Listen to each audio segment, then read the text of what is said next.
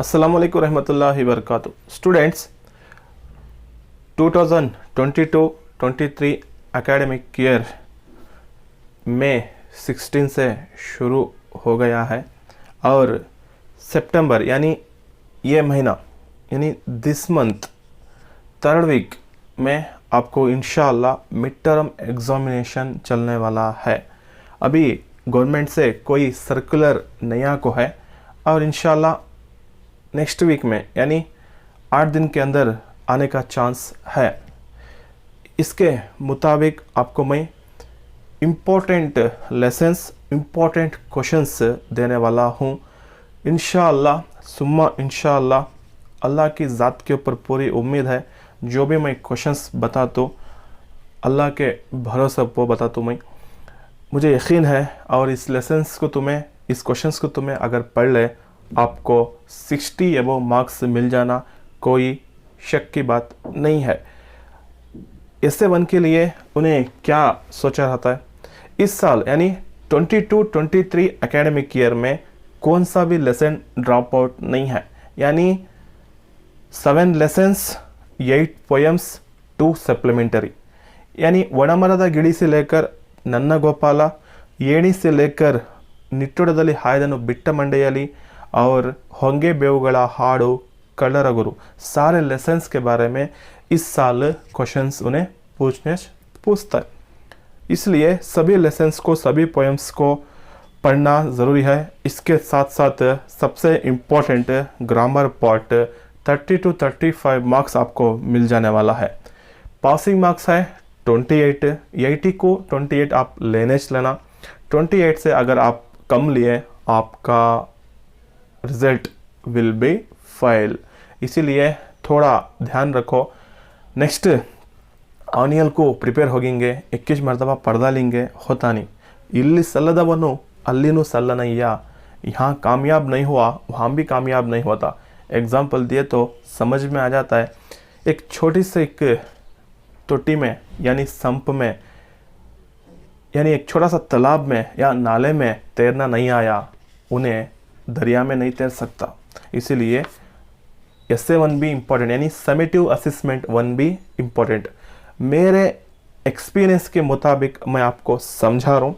आपको SA1 में यानी सितंबर 3rd वीक या नहीं तो 4th वीक में चलने वाला है SA1 एग्जामिनेशन गवर्नमेंट की तरफ से। वो डिस्ट्रिक्ट वाइज चलता है कि तालुक वाइज चलता है कि या डायरेक्ट KSEEB बोर्ड आपको एक पेपर भेजता है कि just wait and C.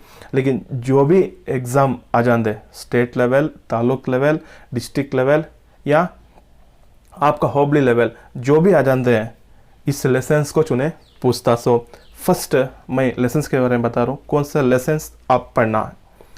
SA1 को आपके टीचर्स कितने लेसन्स, कितना सिलेबस करा को ही, इससे तुमना फ़ायदा हासिल होता है। और नहीं कराए रहे तो आपके टीचर्स को आप इन्फॉर्म करो ये लेसन्स कराने के लिए। फर्स्ट लेसन वडमರದ ಗಿಳಿ, फर्स्ट लेसन। सेकेंड लेसन हसी मसी कृषि। 3rd लेसन गानयोगी पंडिता पुट्टराज गवाई। ये 3 लेसन्स आपको SA1 को आती। नेक्स्ट पोएम्स, ಏಣಿ आता है फर्स्ट पोएम। सेकेंड पोएम बोधि वृक्षದ ಹಾಡು। 3rd पोएम सवी चैत्र। अगर हो सके तो, मुझे भरोसा कम है, 50% चांस है, सद्दु ಮಾಡದಿರು पोएम। और इम्पोर्टेंट वन लास्ट वन कल्लरा गुरु सप्लीमेंटरी लेसन। ये लेसन्स पोएम्स इतना पूछता तुम ना SA1 को। और इसके साथ आपको ग्रामर भी देखना ज़रूरी है। अगर कहते हो एग्ज़ाम पैटर्न यानी क्वेश्चन पेपर पैटर्न चेंज करा तो मैं नहीं बोल सकता मल्टीपल चॉइस कितने रेटिंग कर को। लेकिन मुझे यकीन है, मुझे भरोसा है मल्टीपल चॉइस में इन्हें क्या भी चेंजेस नहीं करता। 3-4 ईयर्स बिफोर 12 मल्टीपल चॉइस रहते थे, 12 मल्टीपल चॉइस रहते थे। ये कमज़ोर बच्चों को कन्नड़ा में जो भी मुश्किलात हैं ऐसे स्टूडेंट्स को बहुत साथ देते थे। लेकिन 3 ईयर्स से सिर्फ 4 मल्टीपल चॉइस आती। ये मल्टीपल चॉइस कौन से आती हैं सर, हमें क्या देख लेना होगा? तो ये लेसन हैं, देखो कौन से बोलो। फर्स्ट लेसन वडमರದ ಗಿಳಿ, सेकेंड लेसन हसी मसी खुशी, 3rd लेसन गानयोगी पंडिता पुट्टराज गवाई। इसके पीछे भाषाभ्यासा यानी ग्रामर रहता है, वोच एग्जाम्पल्स संधिगुಳು है और नामपदा है प्लस वर्णमाले है, इसके बारे में ईजी रहता है। तो मैं वोच एग्जाम्पल्स देख लेगा तो आप 4 के 4 मार्क्स ले लेते। इसके बाद आप इम्पोर्टेंट देना सो लेटर राइटिंग को। लेटर राइटिंग आपके पेरेंट्स आपके टीचर्स नहीं करा रहे थे तो मेरे प्लेलिस्ट में ग्रामर वीडियोस में मैं लेटर्स करा को हूँ, तुम्हें देख सकती हैं प्लेलिस्ट में जाकर। और गादे यानी प्रोवर्ब मेरे ख्याल से अतियासे गतिकेडु वो नहीं का तो कई कसरत रहे बाई मुसरू 3 आकर कोटि विद्येಗಳಲ್ಲಿ ಮೇಟಿ विद्ये मेलू यानी असी मसी कृषि में मेन इसके बारे में टॉपिक है, वो भी तुम्हें देख ले तो आपको आता है करको मुझे भरोसा है। यानी गादे पूछता है, 2 गादे रहती, एक लिखना। इसके बाद अलंकारा यानी फिगर ऑफ स्पीच, इसे कम्प्लीटली अब एक मरतबा मैं ऑलरेडी करा को हूँ उर्दू में। अलंकारा 3 मार्क्स को आता है। उपमेया क्या, उपमाना क्या, उपमावाचक क्या, समन्वय क्या, किस तरह लिखना सो मैं नेक्स्ट क्लास में यानी नेक्स्ट वीक में मैं इंशाल्लाह हो सके तो तुम ना उर्दू में कंप्लीट और नीट से थोड़ा आराम से समझाने की कोशिश कर दूँ। ये भी तुम्हें माइंड में रख लेना। अलंकार प्रिपेयर होना प्लस गादे, नेक्स्ट लेटर राइटिंग और पैसेज आता है।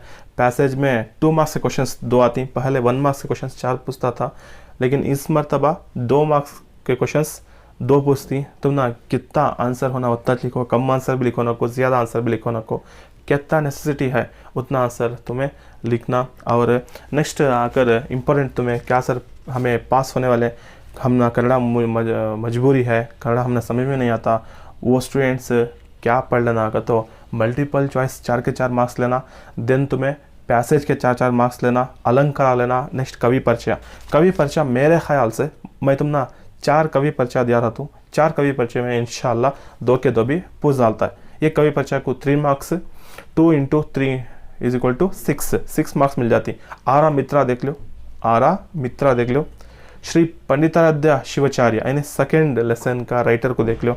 नेक्स्ट बसवराजा सादरा बसवराजा सबरदा यानी second poem third poem, first lesson second lesson लिखे सो राइटर्स के बारे में मालूम कर लो, कवि परिचय आ जाता है। देन आकर तुम ना पोयम तुम ना कौन सा पुस्तक है तो मेरे ख्याल से 98% इंशाअल्लाह बोधि वृक्षद हाड़ू पूछता है।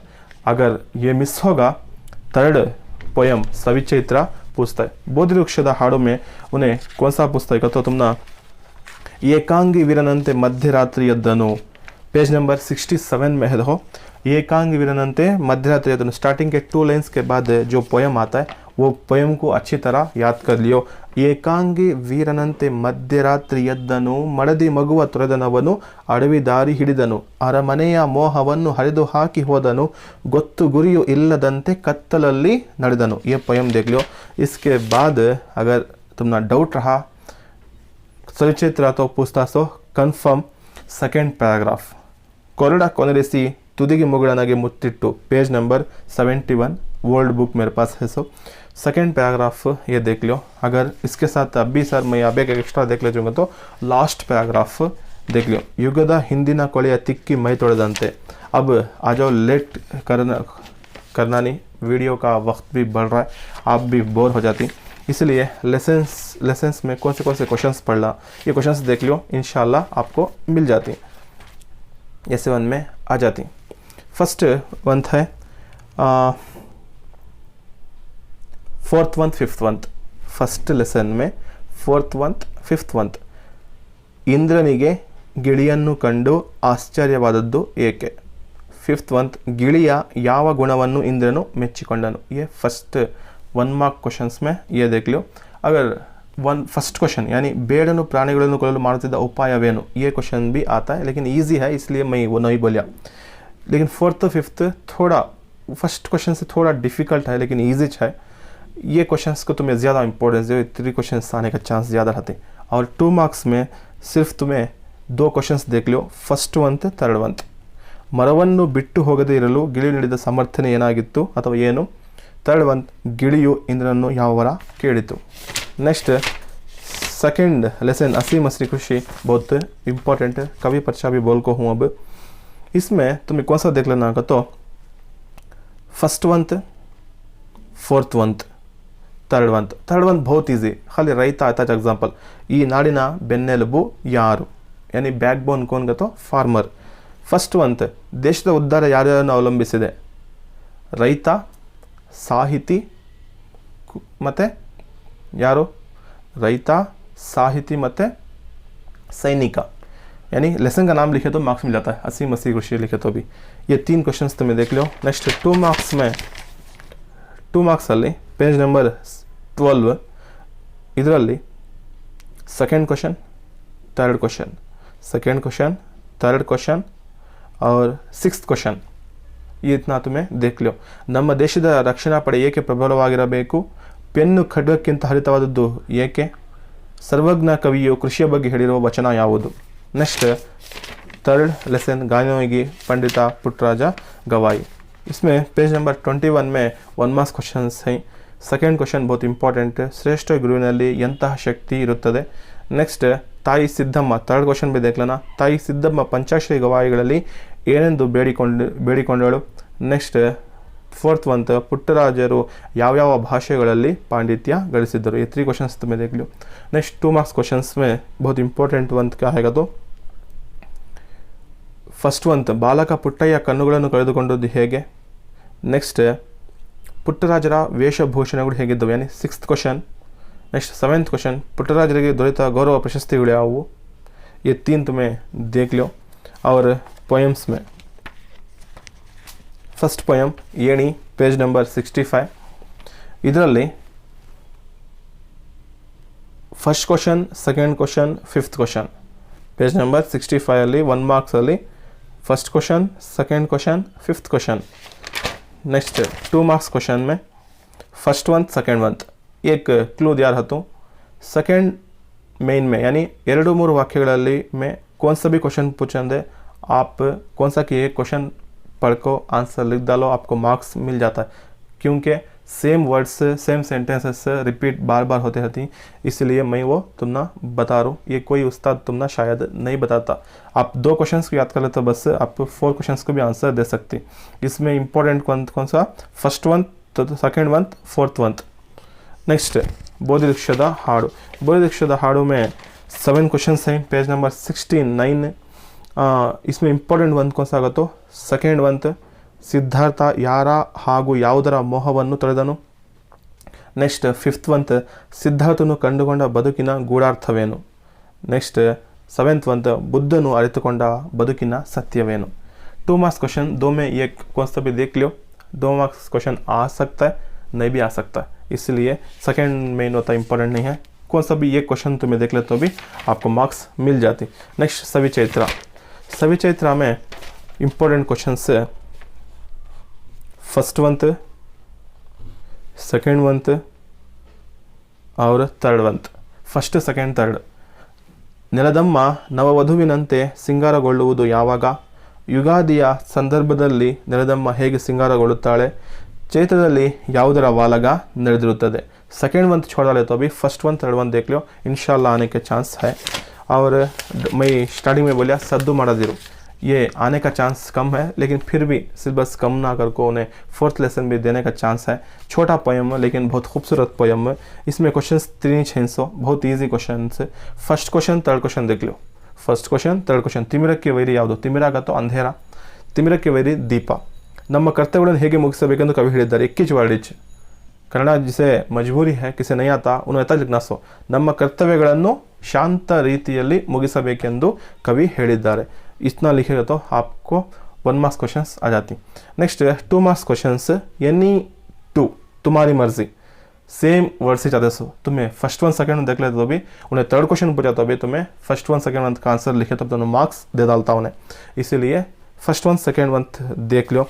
इसके बाद लास्ट सप्लीमेंट्री कलर गुरु लेसन बहुत बड़ा, लेकिन इसमें 2 मार्क्स क्वेश्चन पूछा था तो मेरे ख्याल से 2 क्वेश्चन उन्हें पूछता है. 2 उसके बारे में उससे भी ज़्यादा उन्हें हरगिज़ उन्हें क्वेश्चंस तुमना नहीं पूछता.